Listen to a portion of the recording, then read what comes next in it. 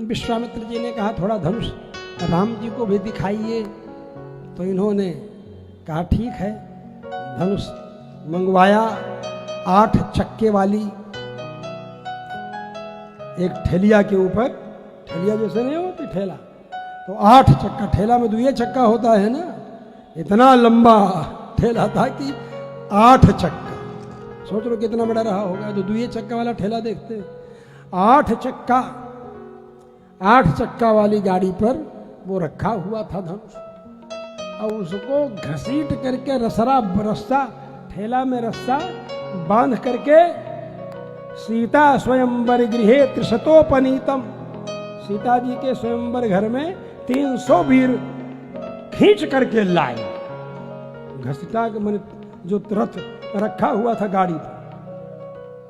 ये तो भागवत में लिखा है 9वें स्कंद में, कि भागवत 9वें स्कंद में लिखते हैं कि सीता स्वयंवर गृहे त्रिशतोपनीत, 300 लोग उस रसरा को पकड़ करके जब खींचे हैं, जैसे जगन्नाथ भगवान का रथ खींचा जाता है पुरी में, तब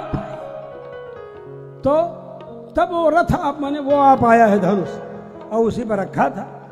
तो जब इतने वीर लग करके उसको रसरी से खींच रहे हैं, तब खींचा रहा है, तो उठा कौन पावे? कोई उठा ही नहीं पाया, अभी तक कोई नहीं उठा पाया। और इनके ऊपर आक्रमण कर दिया था, इसीलिए राजाओं, राजा जनक जी के ऊपर राजाओं ने आक्रमण कर दिया। जब धनुष को उठा नहीं पाए, डोरी नहीं चढ़ा पाए, तो राजा दशरथ जी के ऊपर, राजा जनक जी के ऊपर सब लोगों ने आक्रमण कर दिया। आक्रमण किया तो उनसे युद्ध हुआ, उनकी सेना युद्ध की, युद्ध करते करते युद्ध में पराजय होने लगी। तो स्वर्गलोक से सेना आ गई इनका सहयोग करने के लिए। सुधर्मा नाम की सभा स्थापित हो गई राजा जनक जी के यहाँ, सुधर्मा नाम की सभा स्थापित हो, समझ गए। तब जब वहां पर लाए तो राम जी ने कहा यत्नवांश्च भविष्यामि तोलने पूरणे पिच, एक कोशिश करता हूं, यत्नवांश्च भविष्यामि, एक कोशिश करूंगा मैं इसको उठाने की और इसके ऊपर डोरी चढ़ाने की। ऐसे बुर्बक थोड़ो थे, बेवकूफ थोड़ो थे राजा जनक जी की प्रतिज्ञा करेंगे कि जो धनुष तोड़ देगा उससे हम ब्याह करेंगे अपनी बिटिया का। ऐसी कोई प्रतिज्ञा ही नहीं थी। उनकी प्रतिज्ञा तो ये थी कि जो धनुष के ऊपर डोरी चढ़ा देगा उससे मैं अपनी बेटी का विवाह करूं। समझ रहे हैं ना। बहुत लोग कथा कहते कहते बोल जाते हैं कि राजा जनक जी ने प्रतिज्ञा कर ली थी कि जो धनुष तोड़ेगा उससे अपनी बेटी का विवाह करूंगा। ऐसा नहीं है, धनुष तोड़ने की बात नहीं, धनुष पर डोरी चढ़ाने की प्रतिज्ञा की थी कि जो धनुष पर डोरी चढ़ा देगा उनके लिए सम्माननीय धनुष था। बताइए, भूत भावन भोलेनाथ और विष्णु भगवान के युद्ध के अवसर पर उस धनुष से भूत भावन भोलेनाथ जी ने युद्ध किया और वो परंपरा प्राप्त धनुष था। और उस धनुष को तोड़ देने के लिए प्रतिज्ञा क्यों करेंगे आखिर राजा जनक जी? इसलिए जो धनुष पर डोरी चढ़ा देगा उसके साथ में त्रिभुवन जय समेत वैदेही, वो स्वामी जी कहते हैं ना, उसके साथ में अपनी बेटी का विवाह करूं, ये प्रतिज्ञा। इसीलिए भगवान राम ने कहा यत्नवांश्च भविष्यामि तोलने पूरणे पीछे। इसको तोलने माने उठाने में, और तोलने माने, तौलना माने तराजू से तौलते हैं तो उठाएंगे तभी ना तौलेंगे, बिना उठाए कहां तौलेंगे, उठाना तो पड़ेगा। तो राम जी कह रहे हैं कि इसको उठाने में और इसको पूरणे माने डोरी चढ़ाने में मैं प्रयास करता हूं, कोशिश करता हूं। ऐसे कह करके राम जी ने उस धनुष को उठाया, उठाकर डोरी चढ़ा रहे थे राम जी।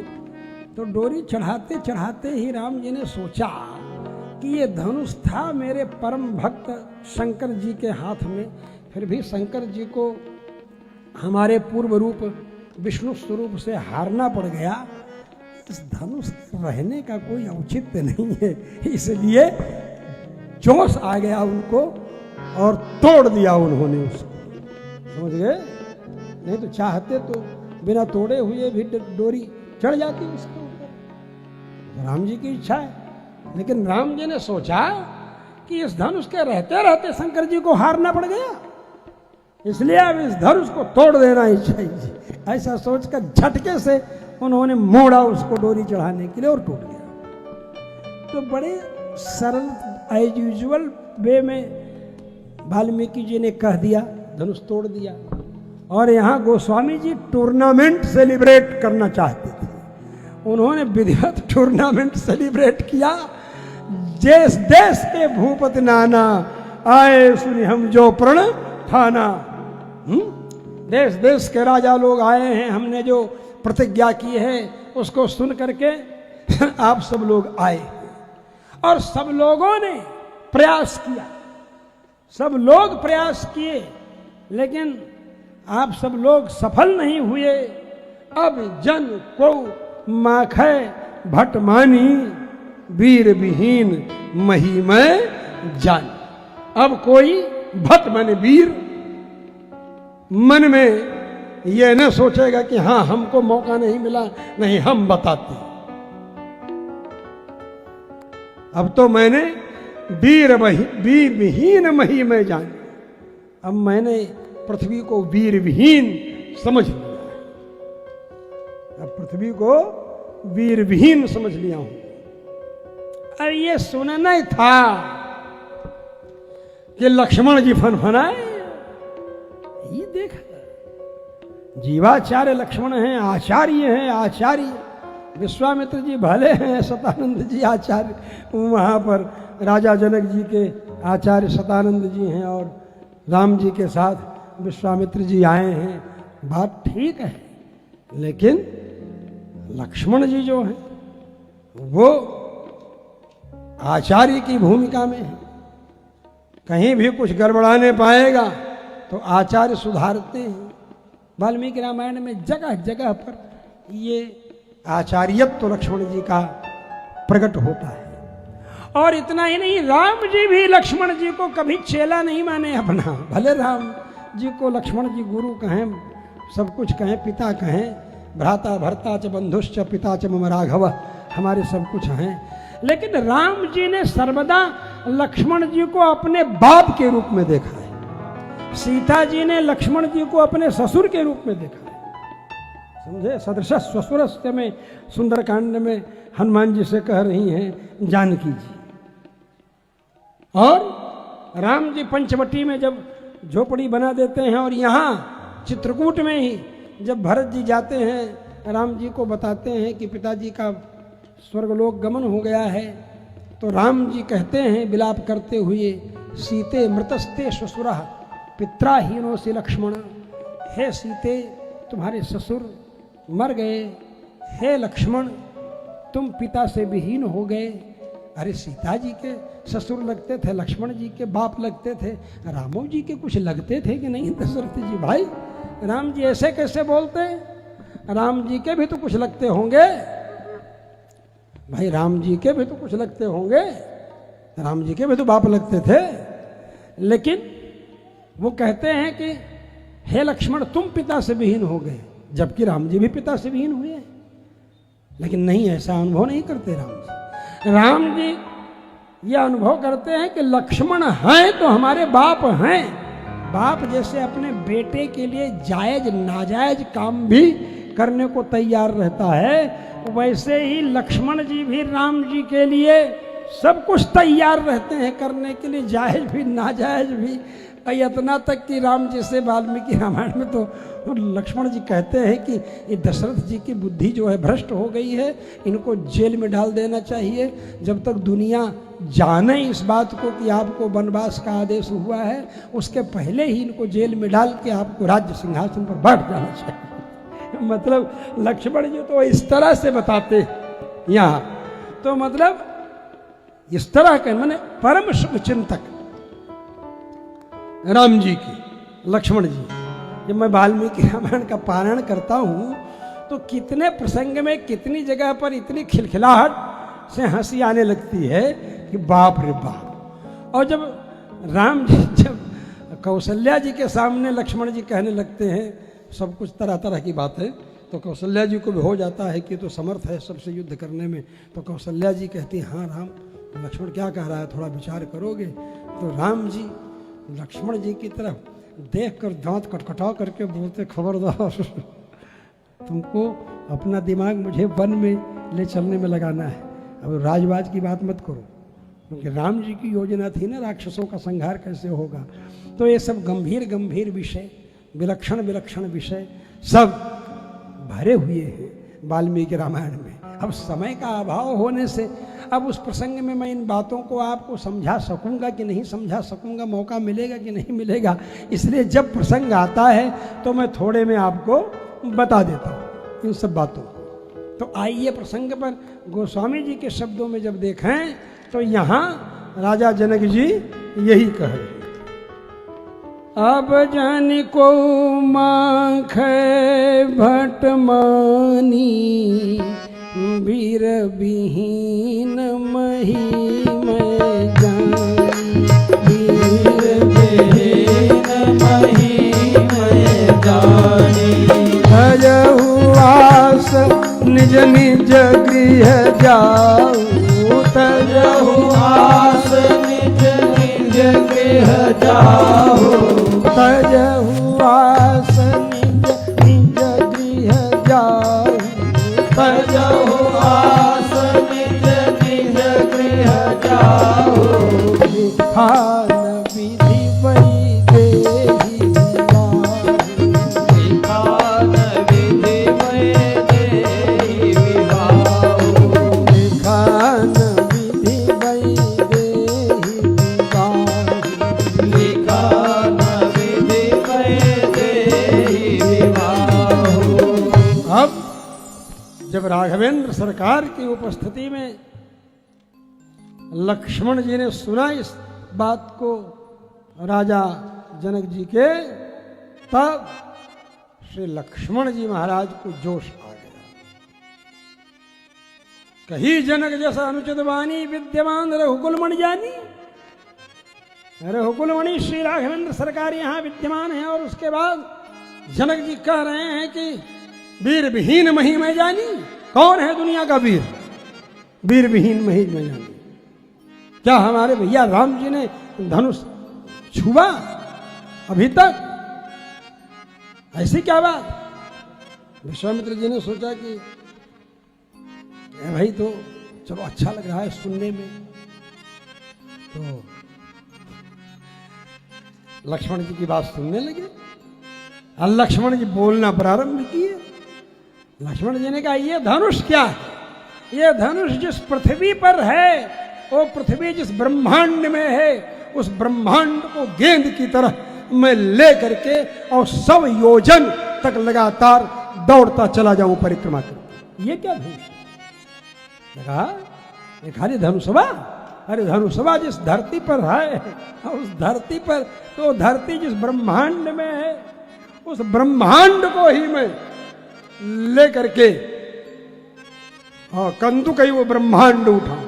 यही तो कहा ना, एक गेंद की तरह मैं ब्रह्मांड उठाऊं। जब तुम्हारा अनुशासन पावो कंदु कहीं वो ब्रह्मांड उठावो, काचे घट जिम डारो फोरी सकऊ मेरु मूल किम तोरी।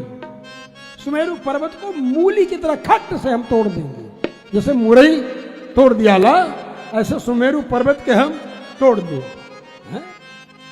हाई ब्रह्मांड उठा के 100 योजन तक हम घूम जाइए और ओकर बाद ले आके जैसे कच्चा घड़ा घैला, क्या कहा, जैसे कांच घैला पटक दिया वो फूट जा, बेसुखल ही कच्चा घड़ा, उसी तरह से मैं इसको कांचे घट जिब डारो फोरी।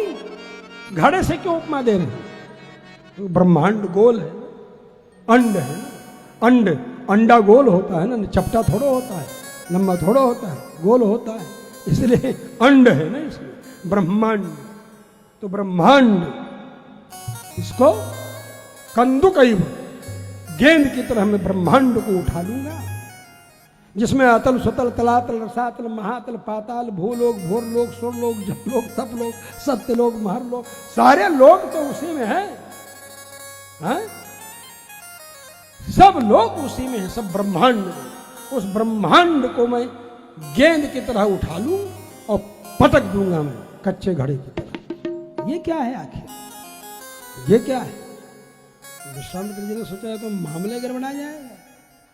अरे कहीं झोंक में आया और पहुंच गया और धनुष में उठा करके और तोड़ दिया, तब तो राम जी का विवाह सीता जी से न हो कि इसी का हो जाएगा। इसलिए थोड़ा सा इशारा किए। विश्वामित्र जी ने सोचा कि भाई थोड़ा बड़े भैया बैठे हैं तो थोड़ा हिसाब से काम करना चाहिए, मर्यादा से। तो ये कहने से अच्छा यही है कि लक्ष्मण जी को समझाने से अच्छा यही है, ये झोंक में आया हुआ है, लक्ष्मण जोश में है। अब इसको हम अगर समझाना शुरू किए तो पता नहीं क्या होगा, क्योंकि अगर नहीं माना और हमारा भी बबुआन कहीं जग गया, आखिर तो हम भी तो राजा ही थे ना, हैं? इसलिए विश्वामित्र जी भी तो राजा ही थे, इसलिए राम जी को समझाए। राम जी से कहते हैं, उठहु राम भंजऊ भव चापा, उठहु राम भंजऊ भव चापा, उठहु राम भंजऊ भव चापा, उठहु राम भंजऊ भव चापा,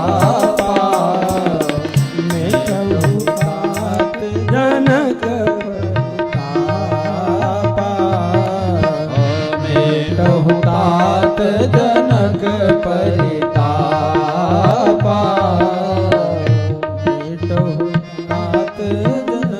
परितापा।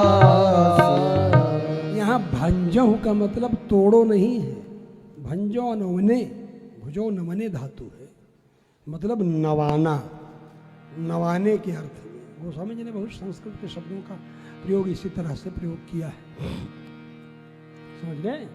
तो उसको नवाओ, जब धनुष को नवाएंगे तभी न रसरी चढ़ाएंगे, डोरी चढ़ाएंगे, जब नएगा धनुष तब ना, जब उसको, ये तात्पर्य है।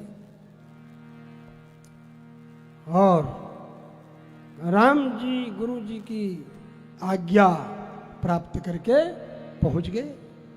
जब धनुष के सामने पहुंचे तो धनुष को देखा, प्रणाम किया। धनुष है, शिव जी का धनुष है।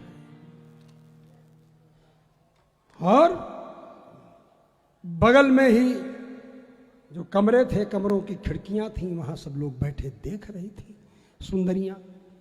बाकी लोग तो वहीं आसपास में ही थे, सभा में ही थे, जहां राजे महाराजे थे, पुरुष वर्ग और सब लोग तो वहीं थे।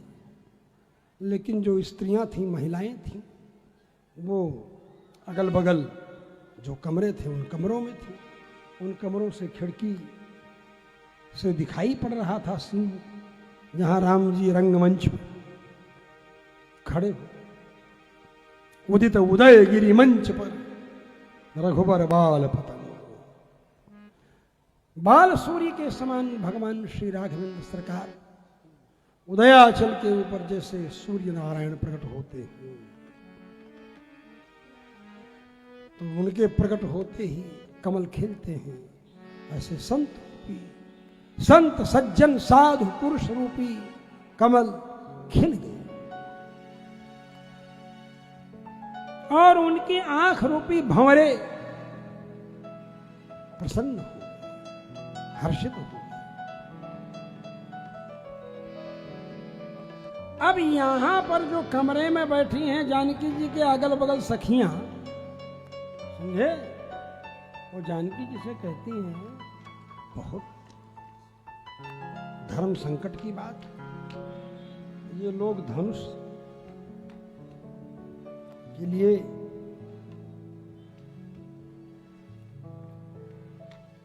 उपयुक्त हैं क्या? इतने कोमल हैं, धनुष बड़ा कठोर है, शंकर चाप कठोरा, और कहा ये बड़े कोमल है, श्री राम कैसे उठाएंगे, बड़ा कठिन लग रहा है।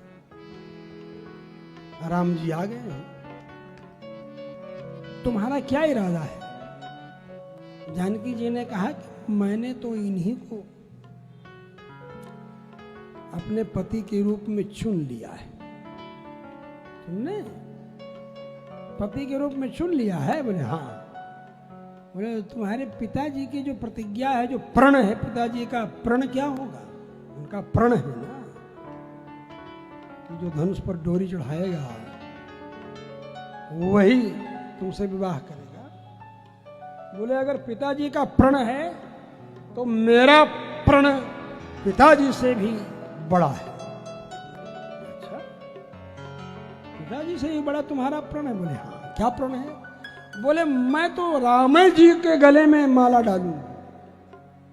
बोले अरे धनुष पर डोरी नहीं चढ़ेगी तो क्या करोगी? पिताजी के प्रण का क्या होगा?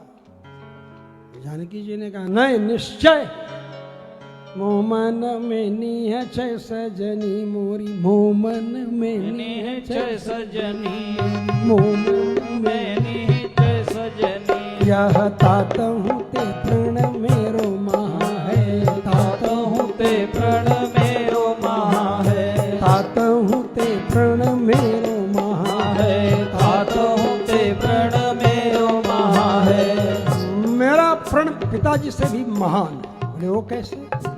तुम्हारे प्रण में पावर ज्यादा है? हाँ। कैसे? बोले देखिए पिताजी प्रण किए, तो पिताजी प्रण किए हैं तो उसको पूरा करने में हठ का पालन करेंगे। राजहठ इनके पास है, राजा हठ कर लेता है। अरे योगियो हवे हमारे बाबूजी राजा जनक जी, इसलिए योगी हठ, राजहठ और योगी हठ, ये दो हठ है इनके पास। बोले तो? बोले मेरे पास एक हठ ज्यादा है। बोले वो क्या है? बोले मैं राजकुमारी हूं, इसलिए राजहठ तो मेरे पास ही है। दूसरे मैं स्त्री हूं, इसलिए तिरिया हठ, स्त्री हठ कर ले तो फिर पति देव को झुकना ही पड़ेगा। इस विषय में तो आप लोगों को एक्सपीरियंस होगा ही। और प्रिया हठ है मेरा। और बोले और एक सबसे बड़ा हठ है, जिस हठ के सामने तिरिया को भी झुक जाना पड़ता है। बोले वो माताओं को भी झुकना पड़ता है और बच्चे का हठ पूरा करना पड़ता है। मैया मैं तो चंद्र खिलौना लई हूं, भगवान कहते हैं। अंत में माँ को झुकना पड़ता है और थरिया में पानी भर के चंद्रमा का प्रतिबिंब दिखाना पड़ता है। तो बोले कि तीसरा हठ मेरे पास बाल हठ है। क्या है? बाल हठ। बाल हठ से गाड़ी ठीक चल रही है ना ओझा जी? बाल हठ है, समझे? तीसरा हठ। बाल हठ के सामने सारे हठ फेल हो जाएंगे। इसलिए तात हूं ते प्रण मेरो महा है, तात हूं ते प्रण मेरो महा है, तात हूं ते प्रण मेरो महा है, तात हूं ते प्रण मेरो महा है। तो क्या प्रण है तुम्हारा? तो सीता जी कहती हैं सुंदर श्याम सुजान, सुंदर श्याम सुजान शिरोमणि, सुंदर श्याम सुजान शिरोमणि। बोले जो सुंदर हैं वो हमारे हृदय में रह रहे हैं। वो सुंदर तो दोनों हैं। बोले नहीं, जो श्याम है। बोले श्याम है तो क्या तुम्हारे मन की बात जानते हैं? बोले मन की बात जानते ही नहीं है, जानने वालों में शिरोमणि है। रीत पुरातन लखाए न कोई आज की बात थोड़ा है। इसलिए सुजान शिरोमणि, मैंने जानकारों में शिरोमणि। सुंदर श्याम सुजान शिरोमणि सुंदर श्याम सुजान शिरोमणि मोमन में रमि राम रहा है मोमन में रमि राम रहा है रीति पतिव्रत राखी चुकी हाँ रीति पतिव्रत राखी चुकी मुख भाखी चुकी अपनो दुल्हा है भाखी चुकी अपना दुल्हा है मैंने भाख दिया है कह दिया है मैंने अपना दुल्हा बोले हाय जो धनुषवा धैल बा एकर का होई बोले हाय निगोड़ा वही जर जाओ वो भर पड़ो चापनी गोड़ो अब जरी जाओ चापनी गोड़ो अब जरी जाओ चापनी गोड़ो अब जरी जाओ चापनी गोड़ो अब जरी जाओ चढ़ो तो कहा दे डोरी चढ़े चाहे न चढ़े चढ़ो तो कहा न चढ़ो तो कहा है चढ़ो तो कहा न चढ़ो तो कहा है चढ़ो तो कहा न चढ़ो तो कहा है चढ़ो तो कहा न चढ़ो तो कहा है तो हमने तो निर्णय ले लिया है यह ताता होते प्रण मेरो महा और जानकी जी ने निगोड़ा कह करके और शाप दे दिया उसको चाप निगोड़ो अब जरी जा जब जरी गया तो जर गया तो राख हो गया बोलो भाई और राख हो गया तो राम जी जब उसको डोरी चढ़ाने के लिए उठाए तब तक भरभरा गया होगा इसलिए लेत चढ़ावत खैचत गाड़े लेत चढ़ावत खैचत गाड़े काहू न लखा रहे सब ठाड़े काहू न लखा रहे सब ठाड़े काहू न लखा रहे सब ठाड़े काहू न लखा रहे सब ठाड़े लेत आइए इधर आ जाइए दक्षिणामनायन तो लेत चढ़ावत खैचत गाढ़े काहू न लखा रहे सब ठाड़े मतलब जब राखा हो गया तो कैसे कोई उठाते हुए देखेगा भाई वो तो छोट टूट रघुपति है न दोस्तों इस बात को तो लक्ष्मण जी समझ रहे हैं इसलिए बहनी संकर्षणोत्थिता संकर्षण की निकली हुई बहनी अग्नि सारे ब्रह्मांड को महाप्रलय के समय पहले जलाती है तो सारा ब्रह्मांड दग्ध गोमय पिंडवत दग्ध गोमय पिंड के समान दिखलाई पड़ता है यही ना है भागवत में भी वर्णन किया है इसका समझ रहे हैं तो ये